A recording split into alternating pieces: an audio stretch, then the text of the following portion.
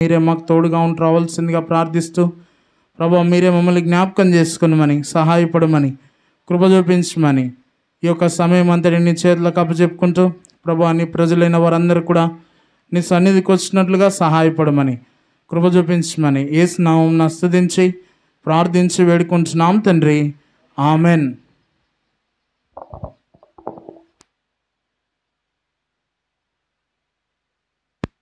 సర్లే, మీరు రాకపోతే మేమే పాటలు పాడుకుని వాక్యం చెప్పి తినేసిపోతాం. మేమే చెప్పినా కూడా మీరు రారు, సరేనా?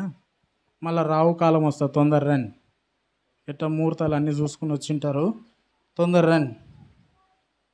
సియోన్ పాటల పుస్తకంలో నుంచి పాట సంఖ్య 217, పాత పాటల పుస్తకంలో 215 పాడుకుంటాం.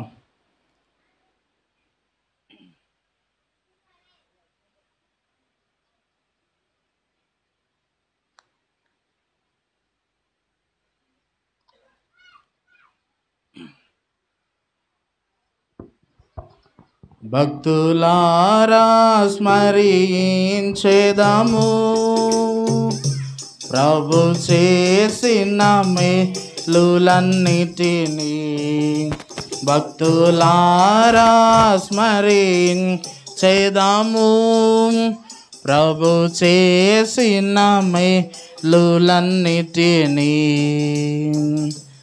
అడిగి ఊహించు వాటి కన్నా మరి, అడిగి ఊహించు వాటి కన్నా మరి సర్వము చక్కగా చేసే, సర్వము చక్కగా చేసే. భక్తులారా స్మరించెదము ప్రభు చేసిన మేలులన్నిటినీ. భక్తులారా స్మరించెదము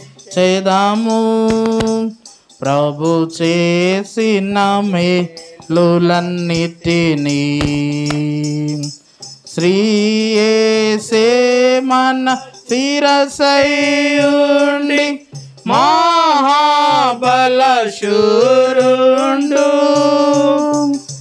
శ్రీ యేసే మన శిరసైయుండి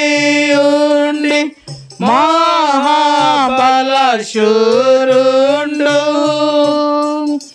సర్వము నీచెను తన హస్తముతో, సర్వము నీచెను తన హస్తముతో.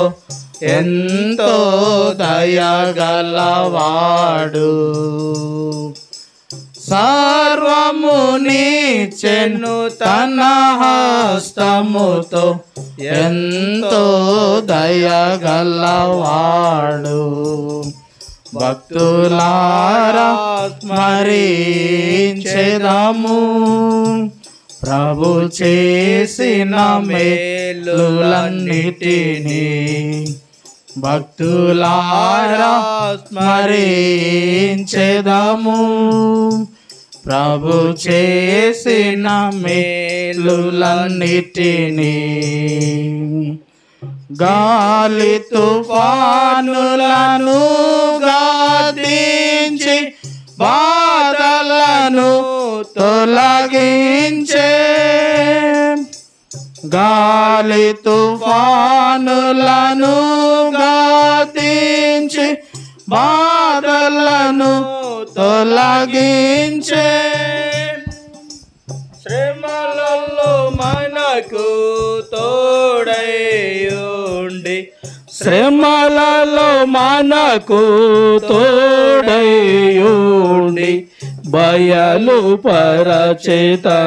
జయమున్.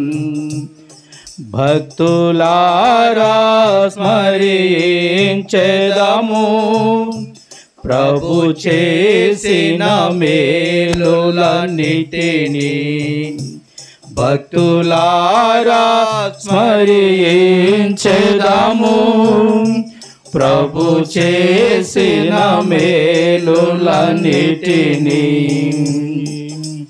జీవనదిని ప్రవహింపజేసే సకల స్థలంబులయందు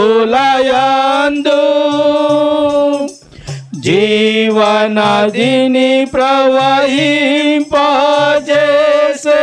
సకల స్థలంబులయందు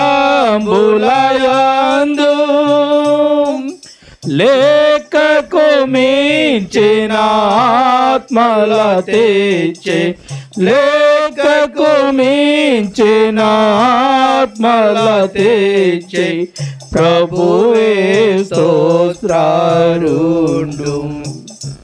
లేఖకు మించిన ఆత్మల తెచ్చే ప్రభువే స్తోత్రారుండు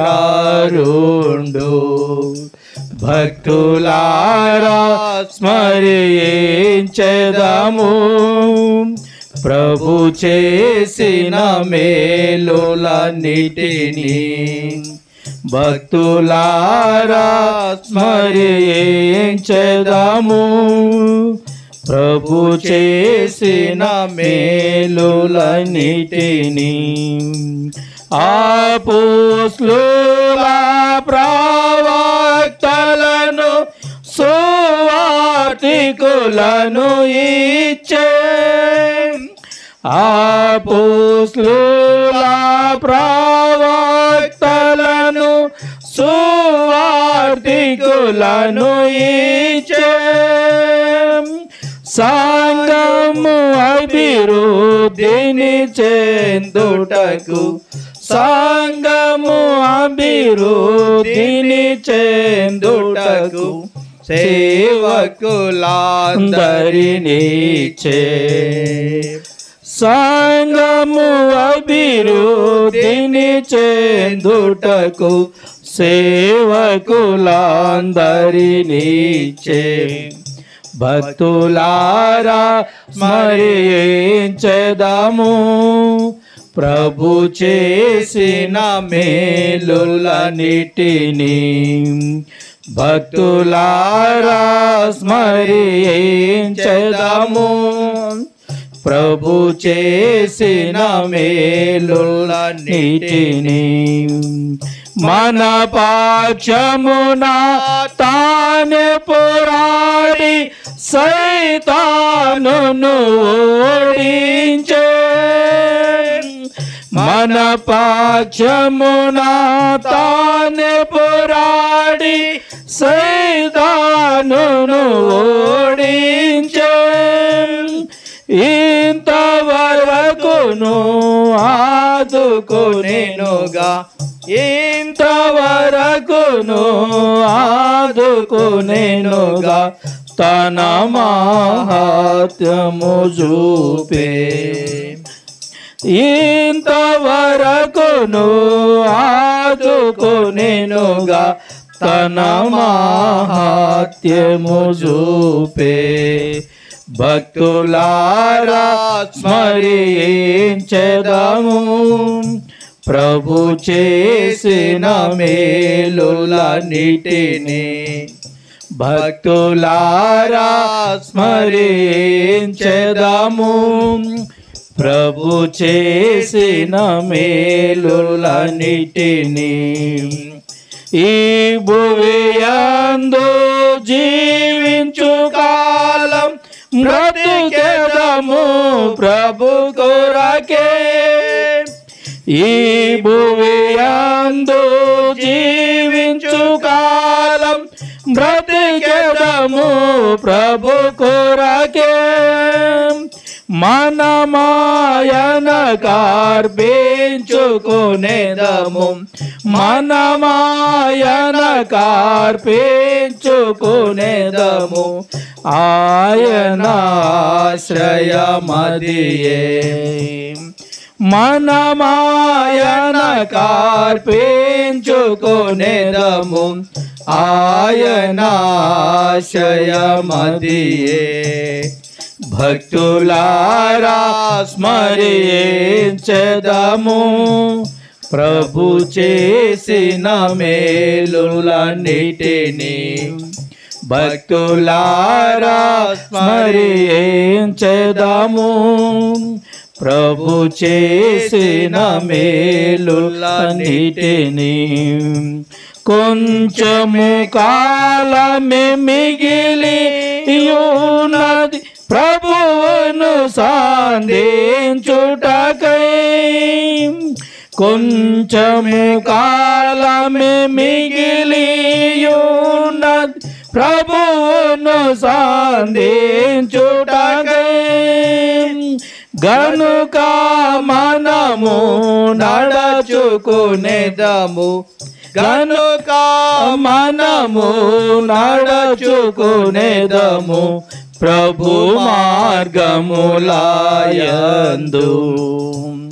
గనుక మనము నడచుకునేదము ప్రభు మార్గములయందు. భక్తులారా స్మరించెదము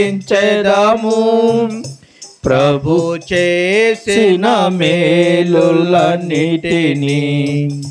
భక్తులారా స్మరించెదము ప్రభు చేసిన మేలులన్నిటినీ. అడిగి ఊహించు వాటి కన్నా మరి, అడిగి ఊహించు వాటి కన్నా మరి సర్వము చక్కగా చేసే, సర్వము చక్కగా చేసే. భక్తులారా స్మరించెదము ప్రభు చేసిన మేలులన్నిటినీ. భక్తులారా స్మరించెదము ప్రభు చేసిన మేలులన్నిటినీ.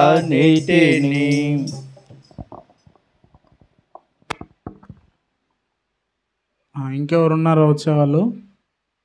ఇక్కడ దావీదన్నాడు వచ్చినాడా?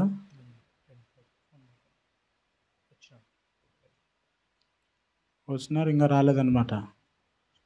మొత్తం నలుగురం పాస్టర్లు ఉన్నాం. గంట తీసుకుని 4 గంటలు చెప్తాం వాక్యం చెప్తున్నా. రావాల తొందరగా. అమ్మాట బయట టెంట్ కింద ఎవరు కూర్చోవద్దు, రండి ఇక్కడ రండి, లోపల ఏర్పాటు చేసిన దాంట్లో రండి, ఇక్కడ కూర్చోండి. ఇంటోళ్ళు రావాల తొందరగా.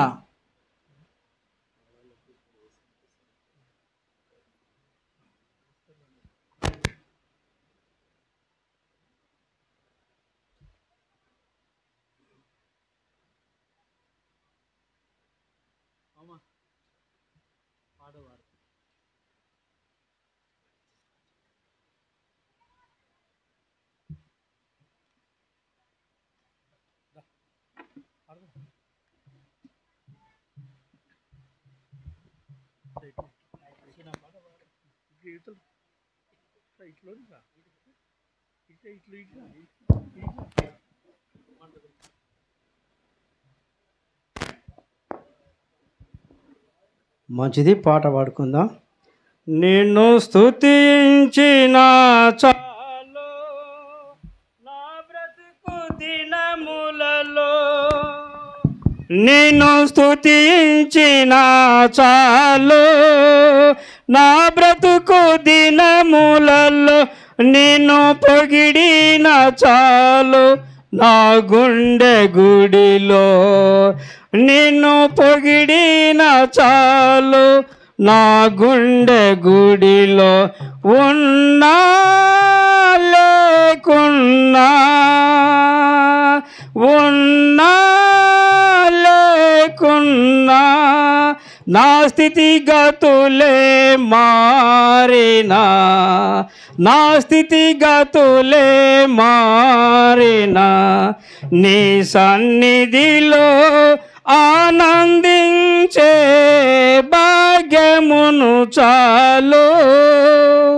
ప్రేమ స్వరూపుడవు నీవేనయ్యా, ప్రేమ స్వరూపుడవు నీవేనయ్యా, జాలి గల దేవుడవు నీవేనయ్యా, జాలి గల దేవుడవు నీవేనయ్యా, నీవేనయ్యా యేసు, నీవేనయ్యా నీవేనయ్యా యేసు నీవేనయ్యా నిన్ను స్తుతించిన చాలు నా బ్రతుకు దినములలో నిన్ను పొగిడిన చాలు నా గుండె గుడిలో ఉన్నా లేకున్నా నా స్థితిగతులే మారినా నీ సన్నిధిలో ఆనందించే భాగ్యమును చాలు స్తుతులకు పాత్రుడ నీవేనయ్యా స్తుతులకు పాత్రుడ నీవేనయ్యా స్తోత్రహరుడవు నీవేనయ్యా స్తోత్రహరుడవు నీవేనయ్యా నీవేనయ్యా యేసు నీవేనయ్యా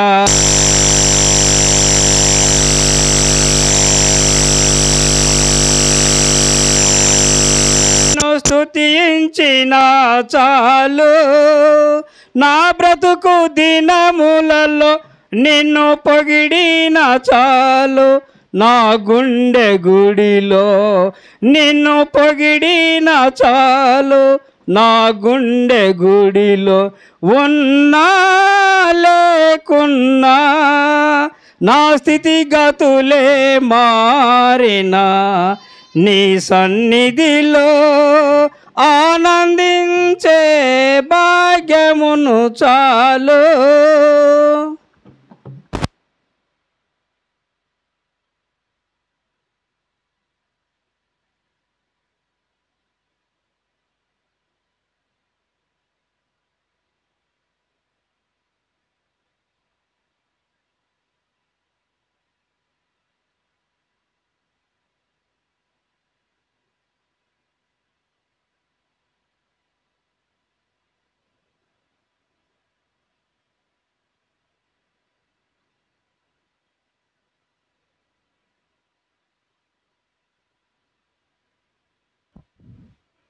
పరిశుద్ధ గ్రంథమైన బైబిల్లో నుంచి అమ్మ కొన్ని నిమిషాలు మాట్లాడొద్దమ్మా.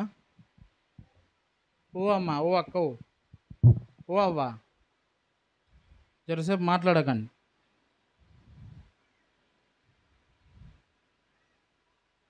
పరిశుద్ధ గ్రంథమైన బైబిల్లో నుంచి కొన్ని మాటలను మనము చదువుకుంటాం. ప్రకటన గ్రంథము 21వ అధ్యాయము. ప్రకటన గ్రంథము 21వ అధ్యాయము.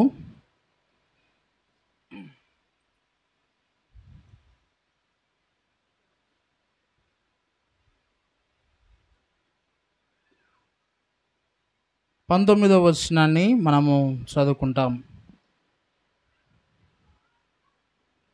ప్రకటన గ్రంథము 21వ అధ్యాయము 19వ వచనాన్ని అందరము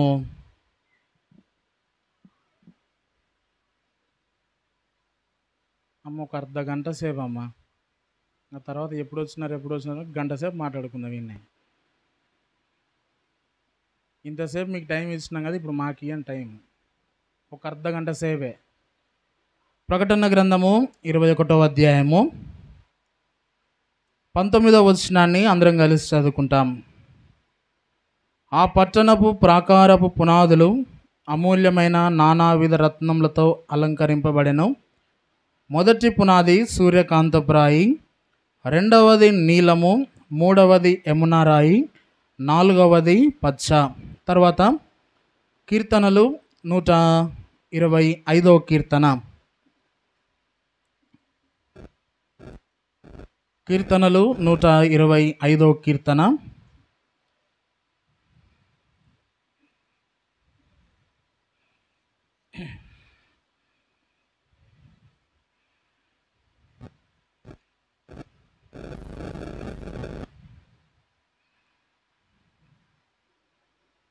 నూట 125వ కీర్తన మొదటి వచనాన్ని మనము చదువుకుంటాం. మొదటి 2 వచనాలు. కీర్తనలు 125 కీర్తన మొదటి 2 వచనాలు మనము చదువుకుంటాం. యెహోవా యందు నమ్మికయుంచువారు కదలక నిత్యము నిలుచు సియోను కొండవలెనుందురు. యెరూషలేము చుట్టూ పర్వతములున్నట్టు ఇది మొదలుకొని నిత్యము తన ప్రజల చుట్టూ ఉండును. ప్రభు యొక్క సాయం కొరకై ప్రార్థన చేసుకుంటాం. ప్రేమగల మా తండ్రి, పరిశుద్ధమైన మా దేవ, యేసుక్రీస్తు వారి ఘనమైన నామమున నీ సన్నిధిలో ప్రార్థిస్తున్నాం. ప్రభు ఆ సమయంలో మరి నీ సన్నిధిలో ప్రభు మేము వినే యొక్క మాటలను దీవించండి, ఆశీర్వదించండి. నీ నోటి బూరగా వాడుకొని రావాల్సిందిగా ప్రార్థిస్తున్నాం. ప్రభు మాకు మేలుకరంగా, మాకు ఆశీర్వాదకరంగా ఈ మాటలు ఉంచమని, జ్ఞాపకం చేసుకునమని యేసు నామమున స్తుతించి ప్రార్థించి వేడుకుంటున్నాం తండ్రి. ఆమెన్.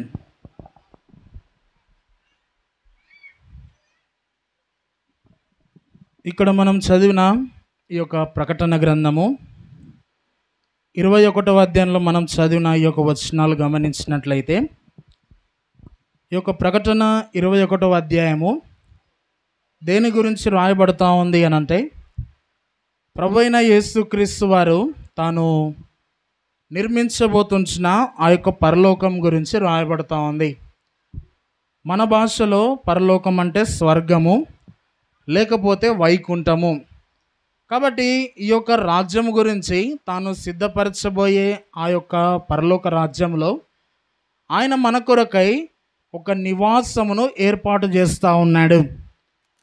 ఎవరికి నివాసము అనంటే, మనుష్యుడు తాను ఈ లోకంలో తాను జీవించిన తర్వాత మనుష్యుడు ఒక దినాన ఈ లోకం అనేది విడిచిపెట్టాలి. విడిచిపెట్టినప్పుడు మనుష్యుని యొక్క ఆత్మ యెహోవా పెట్టిన దీపము అని సామెతల గ్రంథంలో రాయబడుతూ ఉంది.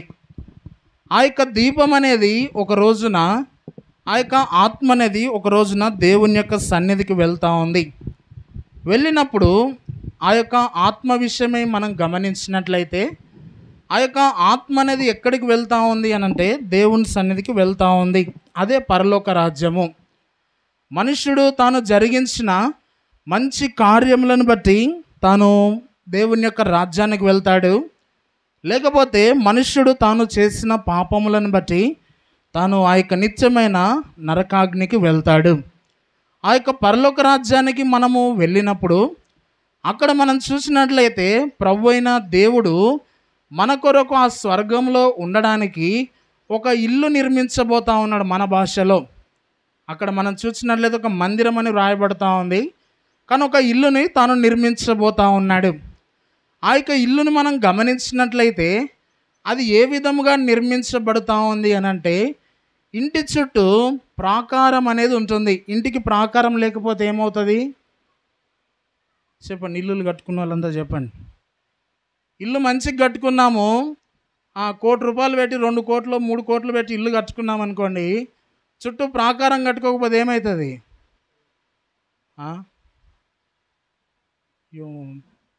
మీకు తెలియదేమో కదా మీకు తెలియదేమో ఎవరికి.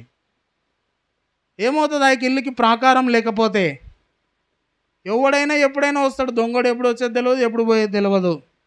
కుక్కలు ఎప్పుడు వచ్చేది తెలియదు, ఎప్పుడు పోయేది తెలియదు. కాబట్టి యొక్క ప్రాకారం అనేది లేకపోతే భద్రత అనేది ఉండదు. కాబట్టి ఇక్కడ మనం గమనించినట్లయితే ఈ యొక్క ప్రకటన గ్రంథం 21వ అధ్యాయంలో దేవుడు ఆ యొక్క పరలోక రాజ్యమును సిద్ధపరుస్తూ ఉన్నాడు. సిద్ధపరుస్తున్నప్పుడు ఆ యొక్క రాజ్యమునకు తను ఏం చేస్తూ ఉన్నాడు అని అంటే ప్రాకారమును నిర్మిస్తూ ఉన్నాడు. ఇప్పుడు ఒకవేళ మనము ఇల్లు నిర్మించాలంటే ఎన్ని పునాది రాళ్ళు వేస్తాం ఇంటికి? ఏడు దావీదని ఉన్నాడా లేడా? ఎన్ని పునాది రాయలు వేసినామన్న ఇంటికి? ఏమో ఆయన బిజీగా ఉన్నాడు. సరే, ఎన్ని పునాది రాయలు వేస్తాం ఇంటికి? ఒకటే వేస్తాం ఇంటి కొరకై. అదే విధానంలో మనం గమనించినట్లయితే ఈ యొక్క ప్రభు అయిన దేవుడు తాను నిర్మించబోతున్న ఆ యొక్క పరలోక రాజ్యమునకు ఆ యొక్క ప్రాకారంనకు ఆ యొక్క ప్రాకారంనకు గమనించినట్లయితే ఒక్క ప్రాకారంనకు 3 పునాది రాళ్ళు ఏర్పాటు చేయబడతా ఉన్నాయి. అంటే ఇంటి చుట్టూ కట్టుకునే ప్రాకారానికే 3 పునాది రాళ్ళు ఉపయోగించబడతా ఉన్నాయి. అటువంటప్పుడు ఆ యొక్క ప్రాకారము, ఆ యొక్క గోడ ఎంత పొడవు ఉంటుందో మనం ఆలోచన చేయాలా. కాబట్టి దాంట్లో మనం చూసినట్లయితే ఇక్కడ రెండవదిగా మనం చూస్తుంటున్నాము. రెండవ ప్రాకారం పేరు ఏంటిది అనంటే నీలము. ఇది దేన్ని చూపిస్తూ ఉంది అనంటే ప్రభువైన యేసుక్రీస్తు వారు ప్రభువైన దేవుడు మన విషయమై తాను కలిగి ఉన్న ఆయన యొక్క దయా సంకల్పమును చూపిస్తూ ఉంది.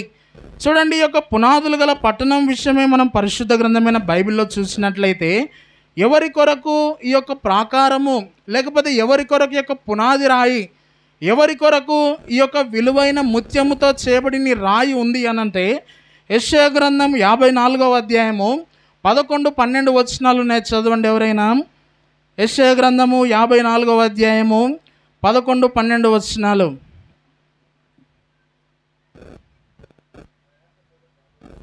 ప్రయాసపడి గాలివాన చేత కొట్టబడి ఆదరణ లేకయున్నదానా, నేను నీలాంజనములతో నీ కట్టడములను కట్టుదును, నీలములతో నీ పునాదులను వేయుదును. కాబట్టి ఇక్కడ మనం చూసినట్లయితే ఎవరి కొరకు ఈ పునాది రాయి వేయబడుతూ ఉంది అనంటే వారి యొక్క జీవితంలో ఆదరణ లేకుండా ఎవరైతే ఉన్నారో. కాబట్టి యొక్క నీలము అనేది దేన్ని చూపిస్తూ ఉంది అనంటే దేవుడు తాను అనుగ్రహించే ఆదరణను చూపిస్తూ ఉంది. లోకంలో దేవుడు మనకు అనుగ్రహించే నెమ్మదిని చూపిస్తూ ఉంది. ఎందుకొరకు ఈ యొక్క ఇల్లును కట్టుకుంటాను చెప్పండి? ఇల్లు దేని కొరకు నిర్మించుకుంటారు? మనుషునికి ఈ లోకంలో 3 వస్తువులు కావాలా? ఏంటివి అవి? ఏంటివి చెప్పండి? దేని కొరకు మనుషుడు ప్రయాసపడేది? ఏమో తొందరగా చెప్పనైతే చెప్పన్నా, ఆకలి అవుతుంది, నాకు కూడా అవుతుందిలే. ఏమవసరం చెప్పండి మనుషునికి ఈ లోకంలో? 3. మొట్టమొదటి భోజనం కావాలి, తర్వాత రెండవది వేసుకోవడానికి వస్త్రములు కావాలి, తర్వాత మూడవది ఉండడానికి ఒక స్థలము కావాలి. కాబట్టి ఈ యొక్క స్థలంలో మనకు ఏమి దొరుకుతుంది అనంటే ఆదరణ దొరుకుతుంది. కాబట్టి ప్రభు అయిన దేవుడు ఈ యొక్క పునాది రాయిలో తాను ఉండుట ద్వారా దేవుడు మన యొక్క జీవితంలో తాను ఏం చేస్తూ ఉన్నాడు అనంటే తాను మనకు ఆదరణను దయచేస్తూ ఉన్నాడు. అందుకే 14వ వచనంలో రాయబడుతూ ఉంది, నీవు నీతి గలదానిపై స్థాపించబడదువు, నీవు భయపడనక్కరలేదు, బాధించువారు నీకు దూరంగా నుందురు, భీతి నీకు దూరంగా నుండును. కాబట్టి ఈ యొక్క మాటలన్నీ మనం గమనించినట్లయితే దేవుడు ఏం చేస్తూ ఉన్నాడు అనంటే మనకి లోకంలో ఆదరణను దయచేస్తూ ఉన్నాడు. కాబట్టి ఇక్కడ మనం జ్ఞాపకం చేసుకోవాల్సిన యొక్క వచ్చిన భాగం మనం గమనించినట్లయితే ప్రభు అయిన దేవుడు ఈ యొక్క రెండవ పునాది రాయి, మొట్టమొదటిదేమో సూర్యకాంతపు రాయి, ఆల్రెడీ ఈ పేరు ఒక ఇంటికి పెట్టేసిన అయిపోయింది. ఇప్పుడు రెండవది ఏంటిది అనంటే నీలము. ఇది దేన్ని చూపిస్తూ ఉంది అనంటే దేవుడు సర్వ మానవాళికి తాను అనుగ్రహించే ఆదరణను చూపిస్తూ ఉంది. దేవుడు మానవాళి కొరకై తాను సిద్ధపరిచిన ఆదరణను, నెమ్మదిని ఈ యొక్క పునాది రాయి సూచిస్తూ ఉంది. అయితే ఇక్కడ మనం జ్ఞాపకం చేసుకునవలసింది ఏంటిది అనంటే ప్రభు అయిన దేవుడు తాను వాగ్దానం చేస్తూ ఉన్నాడు, ఇక నుంచి నీ యొక్క జీవితంలో ఎటువంటి భయం అనేది నీకు ఉండదు, ఎటువంటి దుఃఖం అనేది ఉండదు, ఎటువంటి భయభీతులు అనేది నీ జీవితంలో ఉండదు అని ప్రభు అయిన దేవుడు ఏం చేస్తూ ఉన్నాడనంటే మనకు ఆదరణ ఇస్తూ ఉన్నాడు, మనకు ధైర్యాన్ని ఇస్తూ ఉన్నాడు.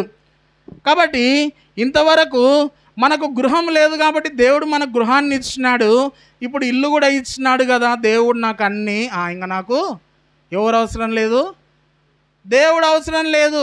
ఈ నుంచే మంచిగా మైక్ వినబడుతుంది నాకు, ఆడంటే వినకపోడబోతుండే, ఏడా ఆ ఇంటికాడంటే వినబడేదో కాదో, ఏమంది అవిదనా? ఈడైతే నాకు మంచిగా వినబడుతుంది కాబట్టి ఈయనే ఉండి ప్రభా నువ్వు ఆదరణ ఇస్తున్నావు ప్రభా, నీకు వందనాలు ప్రభా అని ఈయన వాక్యం వింటే కాదు. ఏం చేయాలా? మనం దేవుని యొక్క సన్నిధికి నమ్మకంగా మనం రావాల్సిన వారిగా ఉంటున్నాం. ఈ రోజున ఎందుకొరకు ఆలస్యమైందన్న అంటే బంధువులు రాలేదు అందుకే ఆలస్యమైంది. బంధువుల కొరకు నీవు ఎదురు చూస్తున్నప్పుడు దేవుడు మన కొరకు కూడా ఎదురు చూస్తాడు. మనం కూడా దేవుని యొక్క బంధువులమే. దేవుడు తన యొక్క రక్తాన్ని ఇచ్చి మనల్ని కొన్నాడు, తన యొక్క రక్తాన్ని ఇచ్చి మనల్ని కొన్నాడు కాబట్టి నీవు నేను కూడా దేవుని యొక్క కుమారులము, కుమార్తెలము. కాబట్టి మనం కూడా దేవుని యొక్క సన్నిధిలో కనబడాలి. అప్పుడు మాత్రమే దేవుడు మనకు ఆదరణ దయచేస్తూ ఉన్నాడు. ఈ యొక్క భౌతికమైన ఇల్లును కట్టుకున్నాము. ఆత్మ సంబంధమైన ఇంటిని గురించి మనం గమనించినట్లయితే చూడండి, కొన్ని మాటలు రాయబడతా ఉన్నాయి. ఈ పునాది రాయిని గురించి మనం చూసినట్లయితే పరిశుద్ధ గ్రంథమైన బైబిల్లో మనం చూస్తాం. చూడండి, 1 కొరింథీయులకు రాసిన పత్రిక 3వ అధ్యాయము 11వ వచనం.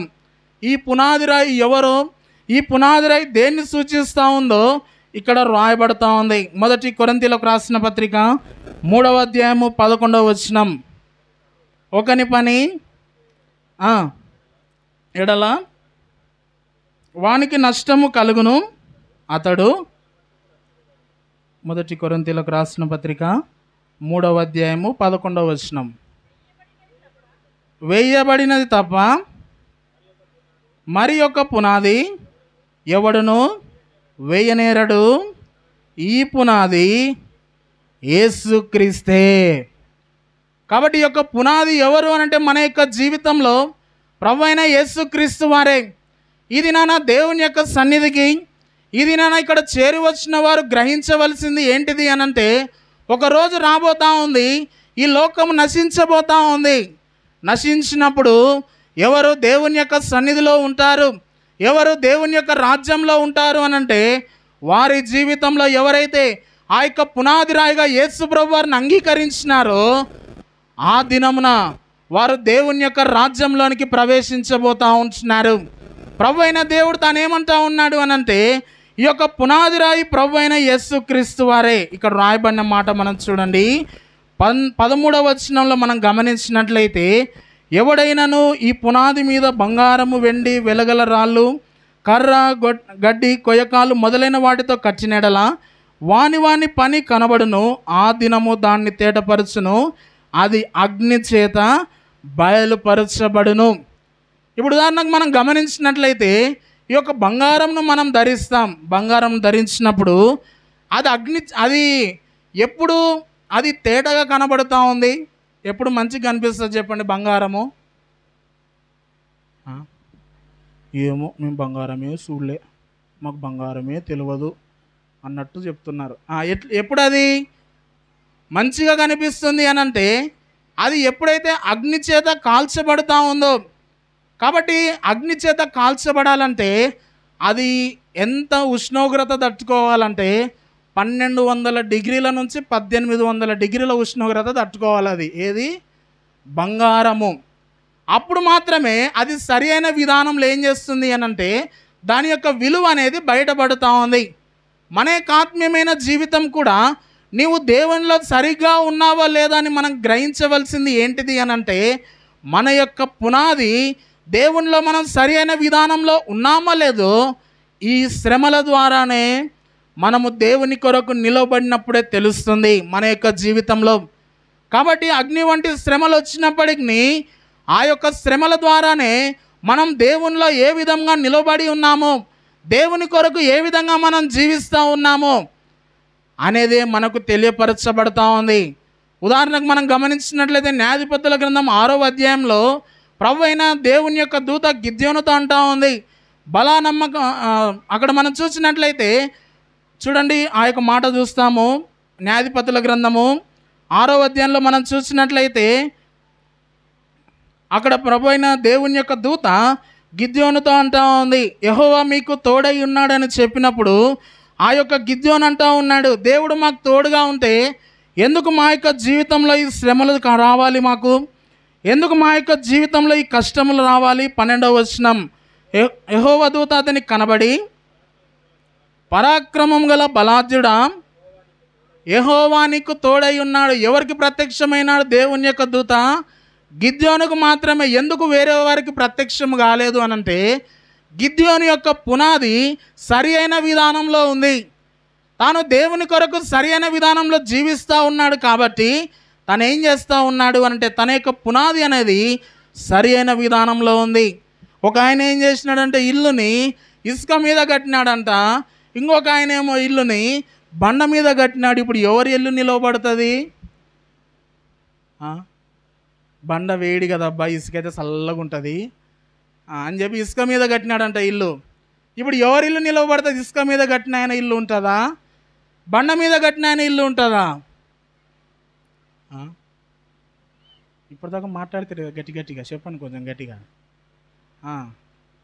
బండ మీద ఎవరైతే వారి యొక్క ఇంటిని నిర్మించినారో వారి యొక్క ఇల్లు మాత్రమే సరి అయినదిగా ఉంటుంది.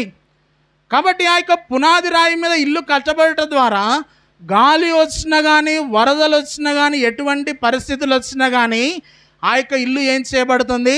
నిలువబడుతూ ఉంది. మన యొక్క ఆత్మీయమైన జీవితంలో కూడా అంతే. ప్రభు అయిన యేసుక్రీస్తు వారనే పునాది మీద మన యొక్క ఇంటిని నిర్మించుకున్నప్పుడు, మన వ్యక్తిగత జీవితాన్ని నిర్మించుకున్నప్పుడు మన యొక్క ఇల్లు అనేది సరి అయిన విధానంలో నిలవబడుతూ ఉంది. కాబట్టి ఇక్కడ మనం జ్ఞాపకం చేసుకునవలసింది ఏంటిది అని అంటే, మన యొక్క ఆత్మీయమైన జీవితంలో దేవుని కొరకై మనము గ్రహించవలసింది ఏంటిది అని అంటే, ఎప్పుడైతే ఈ యొక్క పునాది మీద బండ కట్టబడుతూ ఉందో అప్పుడు మాత్రమే అది సరి అయిన విధానంలో ఉంటుంది. వాస్తు ప్రకారం కట్టుకుంటే ఉండదు. వరదలు వచ్చినాయి కదా ఖమ్మంలో, వాస్తు ప్రకారం కట్టుకున్నోంది, వాస్తు ప్రకారం చెప్పినోంది, వాస్తు ప్రకారం ఎవడైతే కట్టుకున్నాడో అందరి ఇళ్ళు మునిగిపోయినాయి. మరి వాస్తు సరిగ్గా ఉంటే ఎందుకు మునిగిపోవాలా? కాబట్టి మనం జ్ఞాపకం చేసుకునవలసిందంట. రంగనంకులు చెప్పా వాగులో కట్టినాడంట ఇల్లు. వాగులో కడితే ఉండదు. మరి దేవుని యొక్క మన యొక్క జీవితంలో ఎప్పుడైతే పునాది అనేది దేవుని మీద కట్టబడుతూ ఉందో అప్పుడు మాత్రమే మనము దేవుని కొరకు నిలబడతాము. ఉదాహరణకు మనం గమనించినట్లయితే విత్తువాని గురించి ఉపమానం ఉంది. తను విత్తనాలు వేసినాడంట. విత్తనాలు వేసినప్పుడు కొన్ని మంచి నేల మీద పడినాయి, కొన్ని త్రోవ ప్రక్కన పడినాయి, కొన్ని రాతి నేల మీద పడ్డాయి, కొన్ని ముండ్ల పొదల్లో పడినాయి. త్రోవ ప్రక్కన పడిన విత్తనాలు ఏంటిది అని అంటే, దేవుని యొక్క సన్నిధిని వారు చూచి దేవుని యొక్క మాటలు విని దేవుని యొక్క వాక్యం ప్రకారం జీవించాలనుకుంటారు. అబ్బాయి ఇప్పుడు వాక్యం చెప్పినాడు కదా, ఇప్పటి నుంచి నేను చూడు ఎట్లుంటానో, ఎంత భక్తిగా ఉంటాను అనుకుంటాము. ఇంకా ఆ గేర్ దాటే లోపల కథం ఇంక అంత వాక్యం అంతా. అది త్రోవ ప్రక్కన పడిన వారి యొక్క విత్తనం యొక్క జీవితము. రెండవది ఏంటిదంటే, రాతి నేల మీద పడినాయంట కొన్ని విత్తనాలు. ఆ యొక్క విత్తనం ఏమైందంటే మొలిచిందంట, కానీ లోపల రాయి ఉంది. కాబట్టి ఆ యొక్క విత్తనం, ఆ యొక్క చెట్టు అనేది అది ఎంత మాత్రం కూడా ఫలించలేదు, ఎండిపోయింది. ఇది ఏ అనుభవం దేన్ని చూపిస్తూ ఉంది అని అంటే, లోక సంబంధమైన ఆచారములు, లోక సంబంధమైన పద్ధతులు, లోక సంబంధమైన వాటి కొరకు మనం జీవిస్తున్నప్పుడు దేవుని కొరకు మనం ఏం చేస్తామంటే జీవించలేకపోతాము. నేను అనేక సందర్భాల్లో చెప్తూ ఉంటా, ఇప్పుడు కూడా చెప్తా. ఒకవేళ ఈ ఊరిలో ఎవరైనా ఒకరు మరణించినారనుకోండి, ఆ రోజు పోతారా పనికి? పోతారా? పోరు. ఎంత పెద్ద పనున్నా పోరు. ఈరోజు గృహప్రతిష్ఠ ఉంది, ఈరోజు చాలా మంది కూడా పోలే, అందరూ ఇన్నే ఉన్నారు. ఏడికి? పనులకు. ఆదివారం వస్తే, ప్రభా నువ్వు లెక్కలేనని మేలు చేసిన ప్రభా, నీకు వందనాలు ప్రభా, ఆమె స్తోత్రం అని చెప్పి చాలా ఊరుకో. ఏడికి? పనికి. కాబట్టి మనం జ్ఞాపకం చేసుకునవలసింది ఏంటిది అని అంటే, ఒక దేవునికి, ఒక మనుషునికి ఇచ్చిన ఈరోజు కూడా పనికి పోవాలని నేను చెప్పాలంటే దావీదని అనుకుంటాడు, చూడు లేక నా మీటింగ్కి వస్తే పనికి పోమని ఎట్ట చెప్తాడు చూడని అనుకుంటాడు. అట్ట కాదు నేను చెప్పేది. మనుషుని కంటే మనకు రక్షణ ఇచ్చిన ప్రభు అయిన దేవుడు గొప్పవాడు. మనుషుల్ని మనం గౌరవిస్తున్నప్పుడు దేవుణ్ణి గౌరవించకూడదా? దేవుణ్ణి కూడా గౌరవించాలి. కాబట్టి ప్రభు అయిన దేవుడు అంటా నన్ను జ్ఞాపకం చేసుకోండి. కాబట్టి ఇక్కడ మనం చూసినట్లయితే, ఇక్కడ మనం గమనిస్తున్నాము, ఈ యొక్క పునాది రాయి మీద ప్రభు అయిన దేవుడు తన యొక్క ఏం చేస్తూ ఉన్నాడు అని అంటే మనలను నిర్మించాలనుకుంటున్నాడు. చూడండి, ఇంకొక మాట మనం గమనిస్తాము పరిశుద్ధ గ్రంథమైన బైబిల్లో. మనము చూసినట్లయితే హెబ్రీలకు రాసిన పత్రిక 11వ అధ్యాయము 10వ వచనం. ఇక్కడ మనం ఒక మనుష్యుని చూస్తూ ఉన్నాము. తాను ఒక పునాదులు కలిగిన పట్టణం కొరకై ఎదురు చూస్తూ ఉన్నాడు. చూడండి ఆ యొక్క మాట, హెబ్రీలకు రాసిన పత్రిక 11వ అధ్యాయం 10వ వచనం. ఏలైనగా దేవుడు దేనికి శిల్పియు నిర్మాణకుడై ఉన్నాడో, పునాదులు గల ఆ యొక్క పట్టణం కొరకు అబ్రహాము ఎదురు చూస్తూ ఉన్నాడు. దేని కొరకంట? పునాదులు కలిగిన ఆ యొక్క పట్టణం కొరకు. దేవుని యొక్క సన్నిధి ఎప్పుడు వస్తుంది, దేవుని యొక్క సన్నిధిలో నేను ఎప్పుడు కనబడతానని తన యొక్క జీవితంలో ఎదురు చూస్తూ ఉన్నాడు. కాబట్టి ఇక్కడ మనం జ్ఞాపకం చేసుకోవలసింది ఏంటిది అనంటే, ఈ యొక్క నీలపు రాయి, ఈ యొక్క పునాది రాయిలో ఏముంది అనంటే దేవుడు మనకు అనుగ్రహించే ఆదరణ దొరుకుతుంది. కాబట్టి దేవుడు మనకు అనుగ్రహించే నెమ్మది దొరుకుతుంది. కాబట్టి ఈ అనుభవాన్ని మనం జ్ఞాపకం చేసుకొని మన యొక్క జీవితంలో యేసు ప్రభు వారిని స్వంత రక్షకంగా అంగీకరించాలి. ప్రభు అయిన దేవుడు తనంటూ ఉన్నాడు, నేను పాపులనే పిలువవచ్చితి కానీ నీతిమంతులను పిలువరాలేదు. కాబట్టి దేవుని యొక్క సన్నిధిలో ఇక్కడ మనం జ్ఞాపకం చేసుకునవలసింది ఏంటిది అని అంటే, మనము ఒక వ్యక్తి సాయిల్ అన్న ఒక పాట రాస్తాడు. ఏమనంటే, మనము కొన్న ప్రతి వస్తువు గ్యారంటీ ఉందంట. మన దగ్గర ఉన్న బండికి గ్యారంటీ ఉంది, మన చేతిలో ఉన్న ఫోన్కి గ్యారంటీ ఉంది, మనము వాడే పిన్నిస్కి కూడా గ్యారంటీ ఉంది, కానీ నీ గుండెకు గ్యారంటీ లేదు. ఎప్పుడు నీ గుండె ఆగిపోతుందో తెలియదు. సాధారణంగా అందరి గుండె ఎట్లా కొట్టుకుంటుంది, లబ్ డబ్బు అని కొట్టుకుంటుంది. మనకు పరమాలకు మాత్రం డబ్బు అనే కొట్టుకుంటుంది ఎప్పుడు. అదొక్కటి ఉంటే సాలింగా మనకి ఏమవుతుంది, ఇంకా ఎవడని ఎట్టన పోని. అది కాదు, దేవుని యొక్క సన్నిధిలో మనము కనబడాలా. ఒక ఇంటి గురించే మనం ఆలోచన చేస్తాం. ఇంటి వాళ్ళందరూ ఉన్నప్పుడు బంధువులందరూ కూడా ఉండాలని మనం ఆలోచన చేస్తాం. దేవుడు కూడా అంతే. తన యొక్క రక్తాన్ని ఇచ్చి మనల్ని కొన్నాడు కాబట్టి మనం కూడా దేవుని సన్నిధిలో ఉండాలని దేవుడు ఆలోచన చేస్తూ ఉన్నాడు. అప్పుడు మాత్రమే మనకు సంతోషము, దేవుని సన్నిధిలో ఆనందము. కాబట్టి ఇక్కడ మనం చూసినట్లయితే ఇప్పుడు పిల్లలు వచ్చినారు కదా, ఇంకా ఊరంతా ఎట్లుంటుంది ఇప్పుడు, ఎట్లుంటుంది ఊరు, కలకల కలకల ఆడిపోతుంది అంట ఊరంతా కూడా. ఇంకా పోయినారంటే సప్పగా ఉంటుంది, మందిరం కూడా అట్టే ఉంటుంది, మనం రాకపోతే సప్పగానే ఉంటుంది. కాబట్టి దేవుని సన్నిధిలోనే మనకు ఆదరణ దొరుకుతూ ఉంది. కాబట్టి ఒక పునాది రాయి ఏం చేస్తూ ఉంది అని అంటే, మన యొక్క జీవితంలో మనకు ఆదరణనిస్తూ ఉంది. కాబట్టి ఇప్పుడు దేవుడు ఏమంటా ఉన్నాడంటే, మనుష్యుడా నీ యొక్క జీవితంలో నీవు పొందుకొనిన శ్రమలను బట్టి ఇప్పుడు ఆయన మనకు ఆదరణను, నెమ్మదిని దయచేస్తూ ఉన్నాడు. కాబట్టి ఇక్కడ మనం చూసినవలసిన మాట ఏమిటి అని అంటే, ప్రభు అయిన దేవుడు తనంటా ఉన్నాడు ఏమనంటే, నీలము అనగా దేవుడు అనుగ్రహించే ఆదరణ. కాబట్టి మనుష్యుడు అనుకుంటాడు ఏంటిది అని అంటే, మనుషుని యొక్క జీవితంలో నేను ఏ తప్పు చేయలేదు కదా, నేను మంచివాడిని అనుకుంటాడు. లోకంలో సామెత ఉంది ఏంటంటే, ఎవని కంపు వానికి ఇంపు అంట. ఏంటంట, ఎవని కంపు వానికి ఇంపు. ఒకళ్ళు రోడ్డు మీద పోతున్నాడు అనుకో, ఏడన్నా గలీజ్ కనబడింది అనుకో, షీ అని అంటాడు. అది వాడి కడుపులోనే ఉంటుంది అది. కాబట్టి మన యొక్క జీవితం కూడా అంతే. పాపం అనగా మనం దాని నుంచి దూరపడాలనుకుంటాం, కానీ పాపము మనలోనే ఉంది. ప్రభు అయిన దేవుడు ఏమడుగుతున్నాడో తెలుసా, నేను నీతిమంతునిగా తీర్చడానికి నీ హృదయాన్ని అడుగుతూ ఉన్నాడు. నా కుమారుడా నీ హృదయం నాకిమ్ము. ఎందుకొరకంటే హృదయం ఎంతో మోసకరమైనది, ఘోరమైన వ్యాధి గలది. ఇక్కడ మనం చూసినట్లయితే ఎంతోమంది వచ్చినాం, ఇప్పుడు చాలా సంతోషంగా ఉన్నాం బయటికి, ఆ లోపల మాత్రం ఏముంటుంది, కుళ్ళు, అసూయ, ద్వేషం. చూడు పక్కన వాళ్ళు నాకంటే ఇంత మంచి చీర కట్టుకొచ్చుకున్నరి, నాకేమో కొనికపాయ, ఇది ఉంటుంది మనుషుని యొక్క హృదయంలో.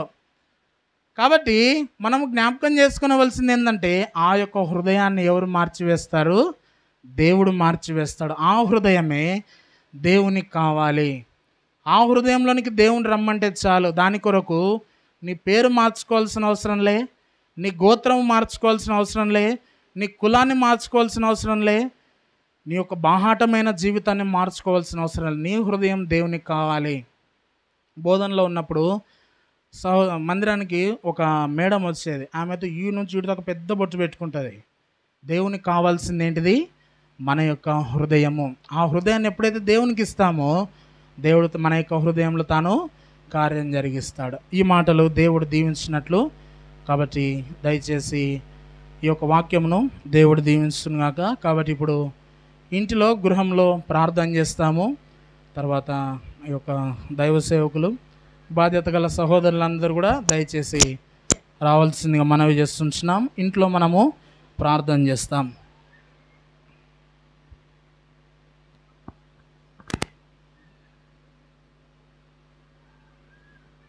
కుటుంబస్తులు, తర్వాత దేవుని యొక్క సేవకులు, బాధ్యత గల సహోదరులు దయచేసి లోపలికి రావాల్సిందిగా మనవి చేస్తుంటున్నాం.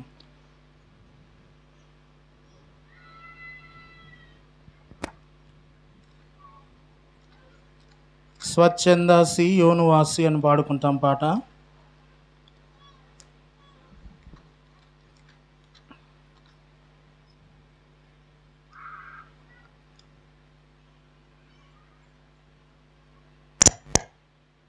స్వచ్ఛందాసి